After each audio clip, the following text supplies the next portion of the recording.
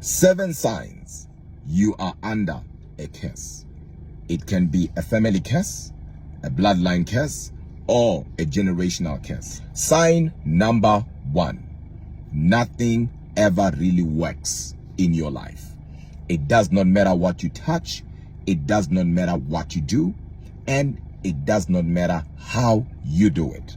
At the end, there won't be anything to show for it. People can be doing well. Things can be going well in their lives. But as soon as you get involved, everything stops working. An example, you can meet a guy who's doing well for himself. But as soon as you become part of his life, he will start losing everything. His job, his money, his cars, his vision. Things just stop working whenever you are involved. Sign number 2. Continuing financial insufficiency or continuing financial struggle, especially where the income is sufficient. You are earning good money, but you don't even know where that money is going. You are struggling financially. You are strained financially.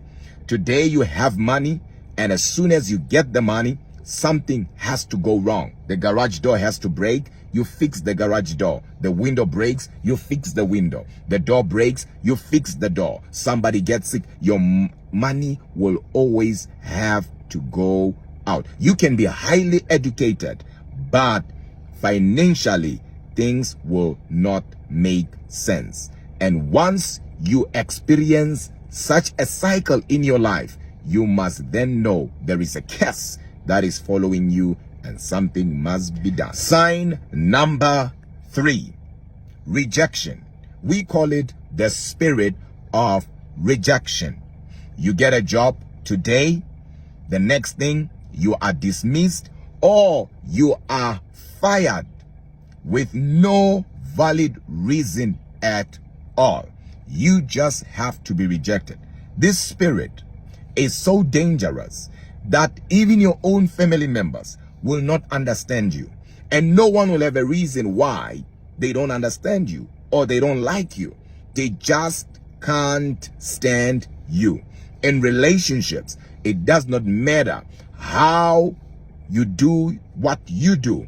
At the end, you will be rejected. You can't tell me that all the men you met, all of them are bad. You can't tell me all the women you met, all of them are evil. All of them are bad. Could it be your foundation is the one bad? Because it does not matter what building you have in mind, what building you are planning to build. If the foundation is faulty, everything will collapse. Everything will come down. So it can be you have a curse, and that curse is a curse of rejection. So whatever you build, you are building it on a wrong foundation. Sign number 4, history of suicides. To an extent that you yourself, you feel like committing suicide. You always feel like taking your own life for no reason, and out of nowhere, out of the blue, you always feel like, you know what? I can't take this anymore. I can't do this anymore. It's more than a stress. It's more than depression. You are just trapped inside a cycle of negative energy and you can't break out. Or unnatural deaths in your family where things just happen in an unusual way and people die. Sign number 5, having common sicknesses or disease in your family. I'm talking about your uncle had it, your mother had it, you are having it, your brother is having it, your sister is having it. That has now crossed the line of the natural. Whatever you are dealing with is supernatural. To an extent that even when you go to the doctor will be telling you that from our side, you appear to be perfectly fine. But you know deep down in your knower that you are not fine. Sign number 6. You are directionless. I'm talking about you being everywhere but nowhere. I'm talking about you not knowing what to do with your life. Like a headless chicken. You don't know if you're going or you are coming. As a matter of fact, people who are under a curse and there is a spirit of being directionless, we call it the spirit of a headless chicken, in their lives, they will start something, but they will never finish. It does not matter what you start. You just can't finish. I said it does not matter what you start. You just can't finish. Sign number 7. Haunted by the spirit of debt. You can't help but borrow.